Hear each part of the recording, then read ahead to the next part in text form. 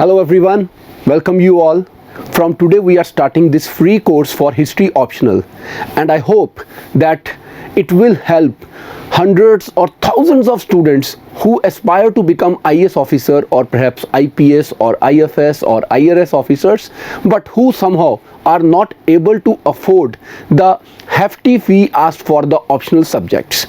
Last year when the COVID pandemic broke out, we started with the initiative and we taught political science optional free of cost, in which we covered almost 75 to 80% of the syllabus, while the remaining 25-20% syllabus was basically left for the students to revise it at their own, because there was a kind of overlap, and then there are things which are currently required to be currently updated. Now at times students keep asking me, sir, have you finished the syllabus? So my humble submission to those lovely PSIR optional students is that please try understand, if I have taught, let's say, Gandhi as a thinker, so Gandhi as a philosophy, now you can manage yourself, right? So I will not come back and teach Gandhi as a philosophy, Gandhism as a philosophy again from the scratch. So this much too I can expect from my students. Now when we talk about history as a subject, as an optional subject, it is one of the most popular subjects, as we all know. And while covering the syllabus of history optional, I will definitely cover up to 90% of the syllabus. The 10% that will be left here or there will not be left. It will be like you have to understand. Let's take one example. If I am covering Indian history, and while doing Indian history we are talking about World War I and its impact on India, or Russian Revolution and its impact on India, or perhaps World War II and its impact on India, so obviously when I will be covering this part, I will be covering it not in modern India but in world history, because while doing the topics like Russian Revolution, World War I, Great Economic Depression, or World War II, I will be talking about its impact on India at that point of time, so my students can very well understand that yes, this topic has been covered at one or the other place. So this is how I'm going to cover the entire syllabus. Now when it comes to notes, see, we have our notes, but they are for the students who have enrolled in the paid courses. So I cannot give the same content, the printed notes, to all the students in this free initiative.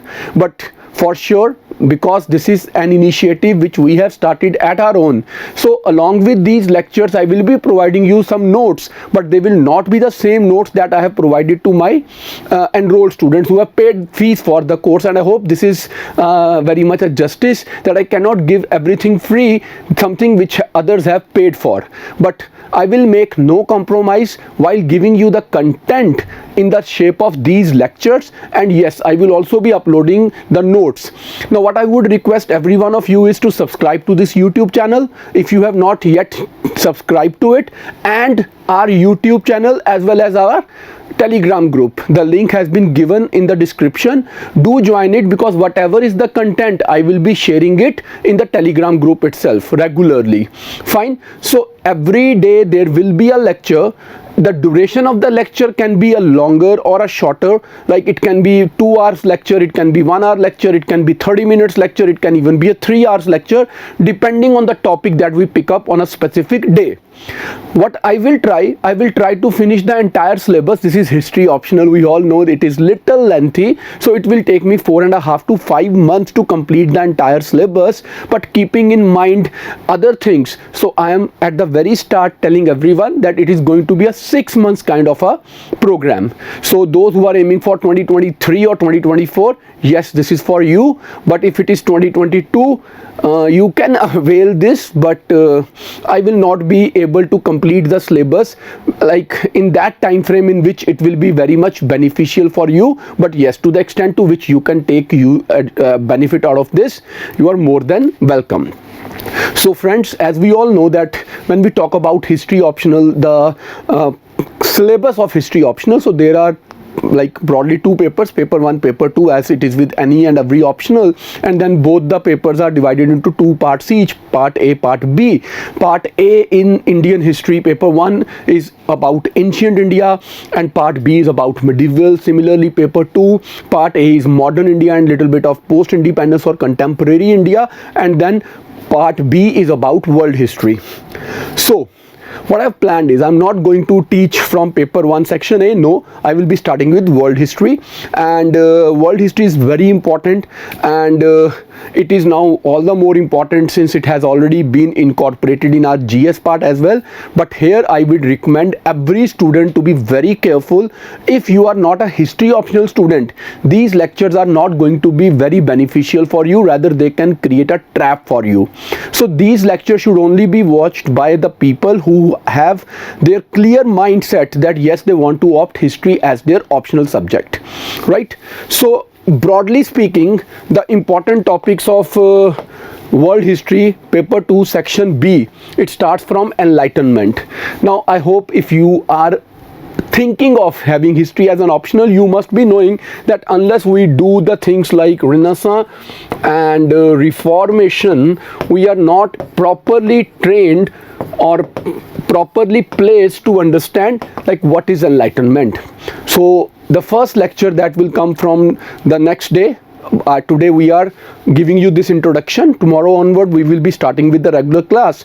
So it will start from Renaissance, Reformation, bringing us to enlightenment and the modern ideas, and we will be sticking to every part of the topic syllabus. For example, the major ideas of enlightenment, we'll talk about Kant and Rousseau. Then we will talk about the spread of enlightenment in the colonies. Like we will talk about when they say in a colonies, where they are talking about. The first thing that you should understand, they are talking about America, right? From America, then it will go to Afro-Asia as well. So yes, we will be talking about the spread of enlightenment ideas. While talking about the spread of enlightenment ideas, we will be talking about rise of socialist ideas up to Karl Marx. That means we will be talking about the philosophers like Saint Simon, or then there is Robert Owen and others. Fine. So we'll be talking about them, and then the spread of Marxian socialism. So we will be going exactly according to the syllabus and covering every topic in maximum detail, maximum possible detail, to the extent to which it is important for this exam. And remember, it is history optional. Historiography is something that is very important. So we will be talking a lot about historiography, and that is why I am asking the students who are not having history as their optional subjects to refrain, not to glue to these lectures. It will be wastage of time and energy for you. This is specifically meant for only and only history optional students.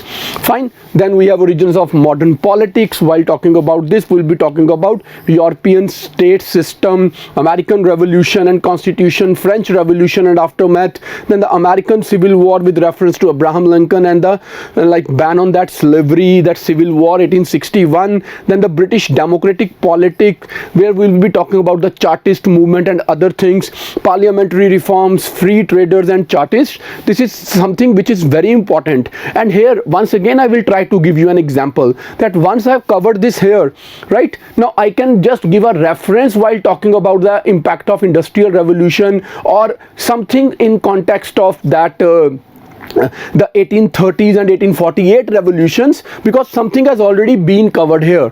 For example, the parliamentary reforms in Britain in 1832, if I have covered them here already, then I will not be covering them again while talking about the 1830s revolution in Europe.